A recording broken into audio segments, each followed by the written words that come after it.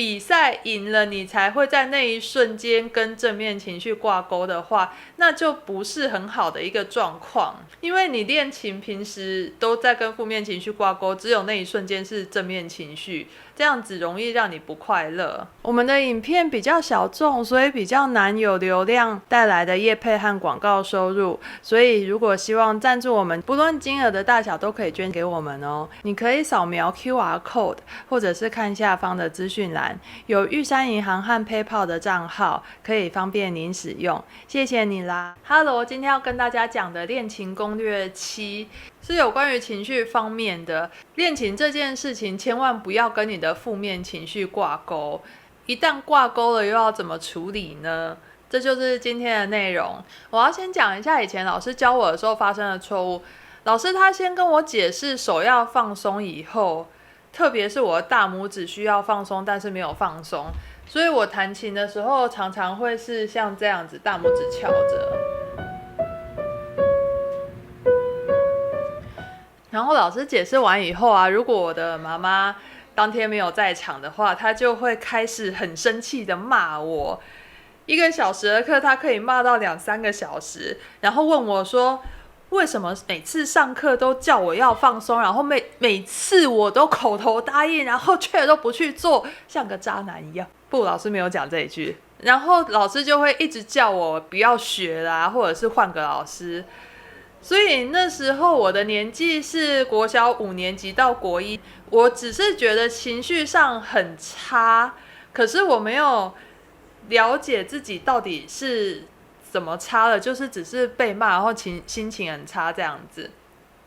后来我现在回想起来，我才知道我自己的潜意识的逻辑应该是这样子的，应该是因为我觉得大家听到了要放松，就可以马上做到要放松的状况，只有我这个人不行，所以老师才可以气成这样子。所以这个并不是事实，但是我一直这样子以为，也没有人来告诉我说我想错了，我就一直都以为自己是很不听话、很邪恶的小孩啊。不过现在我可以跟你讲事实是什么了，事实就是我上一集跟大家说的，你的肌肉没有放松，就是因为它没有力气，所以四周围都出现了代偿作用。它一旦有力气了以后，就可以放松的演奏，就不会有其他肌肉的代偿作用僵硬发生。所以只要每天练习放松，强化正确的肌肉，这个问题就可以改善了。不过它就是气习惯了吧，一直生气还继续生气啊，直到他没有教我，他都还是愤怒之下没有教我的。好，不过我们现在来讲一下我的脑里到底发生了什么事情，然后要做什么事情才能克服这个状况。因为这件事情它不是只是发生在音乐练钢琴上，其实是有可能你面对什么事情都会有一样的状况，例如说上台演讲，或者是英语对话，或者是参加什么测验考试，其实都会有类似的心理状况。那我们一个一个来解析一下。首先是老师的做法先让我产生了很多负面的情绪，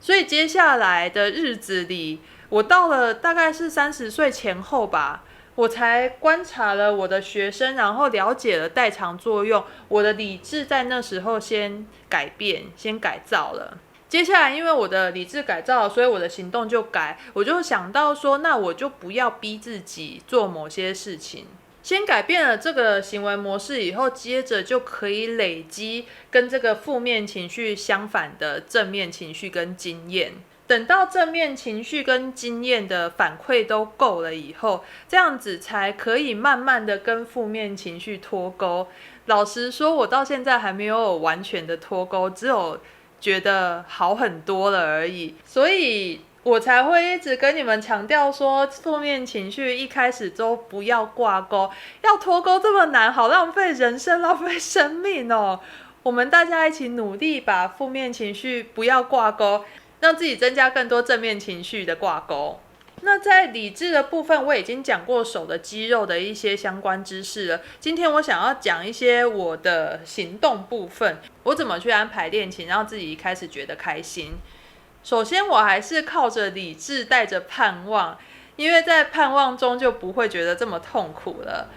所以呢，一天没有谈好的时候，不要跟小时候一样觉得很挫折，觉得为什么只有我没办法马上做到。不用挫折，也不用急迫，就是知道这件事情就是树棘图它每天长的事情，肌肉也是每天在强化的事情，手就是会越来越协调的事情。有了这个盼望以后，我就可以每天练到固定的量，然后就放松的去休息。我蛮了解我自己，就是一个无尽的量，它很像无底洞，很绝望。所以我对自己的安排，我可能就是每天固定一个量，例如说20次。上一集跟大家讲的那种小段落，我用节拍器精准的练10次，或者是20次，或者是30次正确的。如果还不顺的话，也不用当天或者是当周就想要变顺。因为大脑它睡觉的时候会复习啊，我交给它就好了，我可以去做其他让我开心的事情，或者是重要的事情。另外也因为我们说不要跟负面情绪挂钩，要跟正面情绪挂钩，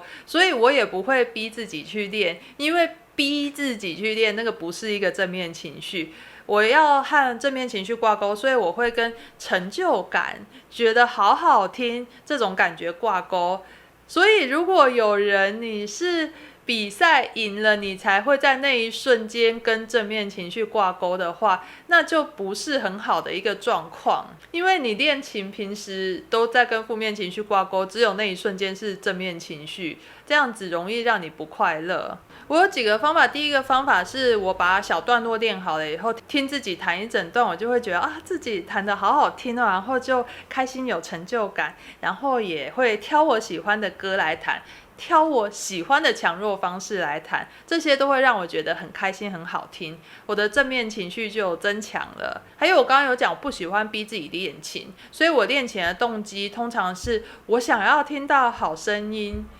如果我只是单纯的强迫自己去练的话，我就会很不想要练，觉得很痛苦，所以我不会强迫自己练习，我会让自己常常保持在很想要练琴的状况里面。倒过来讲，就是我会为了保持自己想要练琴，不会强迫自己每天固定的练琴，但是我一旦有机会，我就会去弹琴。